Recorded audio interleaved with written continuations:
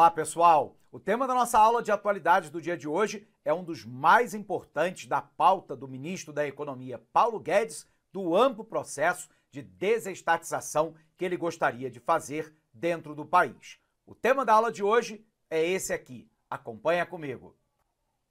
Privatização da Eletrobras. Bom, primeira questão importante aí é a gente fazer uma reminiscência para tentar entender a linha do tempo. Você se recorda lá que de 1500 até 1930, a economia brasileira era basicamente primário exportadora, ou seja, calcada no setor primário voltado para a exportação. O setor primário envolve lá a agricultura, a pecuária, o extrativismo vegetal e mineral, e daí os ciclos econômicos brasileiros, pau-brasil, cana-de-açúcar, mineração e café. Mas a partir do ocaso da cultura do café, a partir da década de 1910, em 1930, o Brasil resolve mudar a matriz econômica brasileira para o setor secundário, que envolve a indústria e a construção civil. O grande problema é que muitas vezes a iniciativa privada não tinha interesse, não tinha capital financeiro ou não tinha capacidade tecnológica de prover determinados bens para o crescimento industrial e urbano do nosso país. E é aí que entra o papel do Estado. A gente vai observar que da década de 30 até a década de 1980, o Estado brasileiro foi um Estado empreendedor, foi um Estado produtor e provedor de bens e serviços, foi um Estado empresário, constituindo empresas, por exemplo, como a Petróleo Brasileiro S.A., a Petrobras, a própria Eletrobras, a Companhia Vale do Rio Doce, hoje privatizada simplesmente Vale, a Itaipu Binacional, a Aviação Aérea Rio-Grandense, a Varig, o Banco do Estado de Minas Gerais, o Benge e por aí vai. Bom, a gente vai observar então que a Eletrobras se constituiu como uma empresa gigante. É uma das maiores empresas de energia de todas as Américas. No Brasil, a Eletrobras responde por 29% da geração de energia elétrica e por 43% das linhas de transmissão. E, portanto, é uma gigante que no ano de 2021 gerou um lucro lá de aproximadamente 6,1 bilhão de reais. Bom, aí vem a tua pergunta então. Professor, diante desse quadro, por que então privatizar a companhia?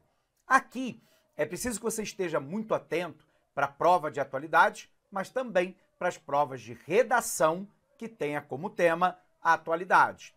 A função da privatização da Eletrobras, ela atende a dois objetivos fundamentais, segundo o ministro da Economia, Paulo Guedes.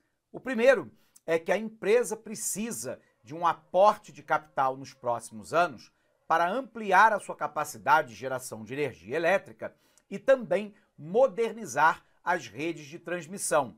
Isso porque, populacionalmente, o Brasil continua crescendo e, ao mesmo tempo, à medida que a economia, pouco a pouco, vai saindo da pandemia da Covid-19, a demanda de energia, claro, se amplia e, portanto, o governo alega que ele, como principal acionista, ele não teria os recursos para fazer o aporte de capital que garantisse, repito, a ampliação da oferta de energia e a modernização da rede de transmissão por parte da Eletrobras.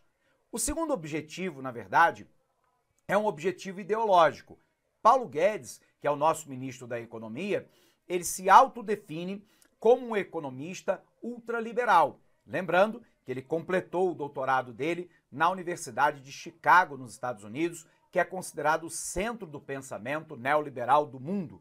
E ele entende que uma empresa como a Eletrobras seria melhor administrada na iniciativa privada.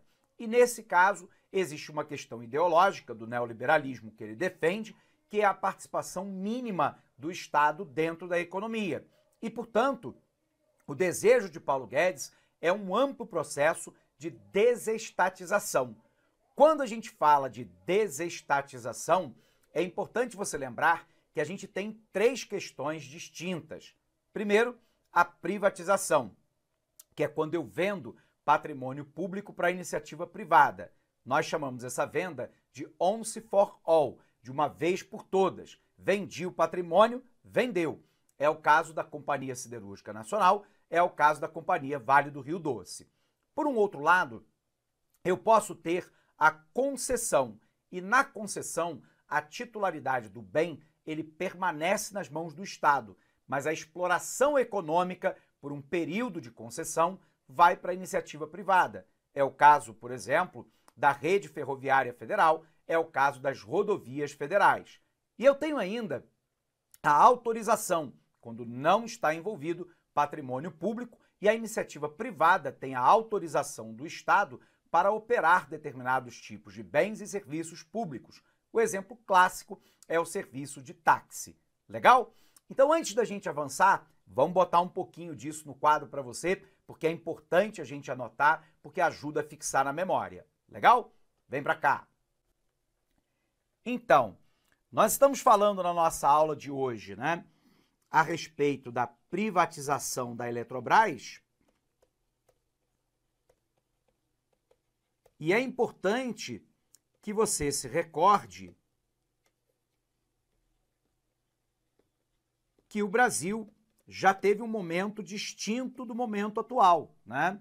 No período lá que vai de 1930 até a década de 1980, né? O Estado brasileiro, ele assume uma função de Estado produtor, de Estado provedor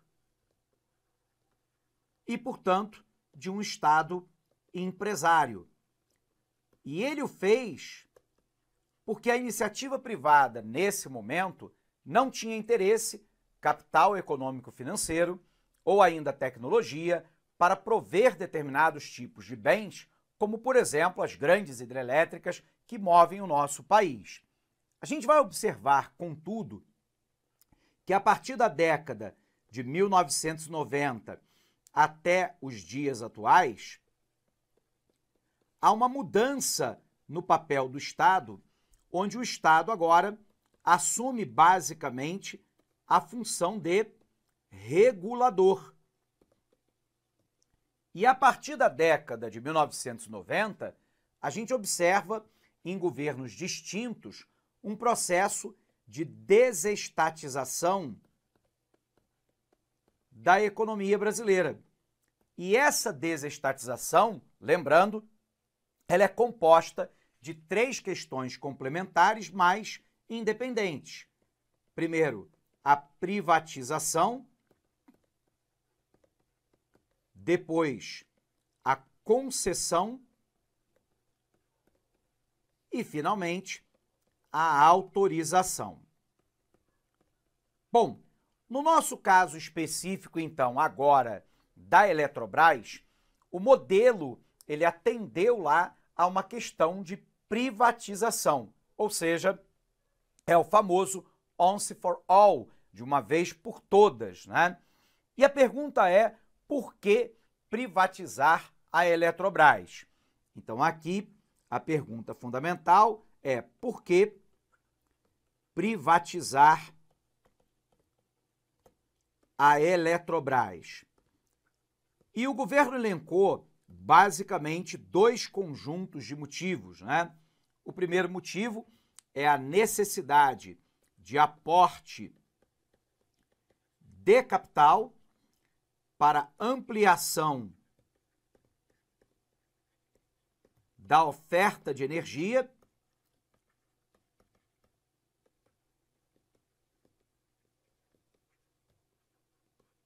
e também para modernização das linhas de transmissão.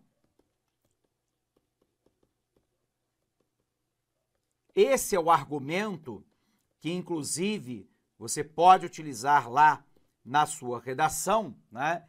Que é o argumento de cunho econômico. Tudo bem? Mas, por um outro lado, nós temos uma justificativa de cunho ideológico, né? Que é a ideia da redução do papel do Estado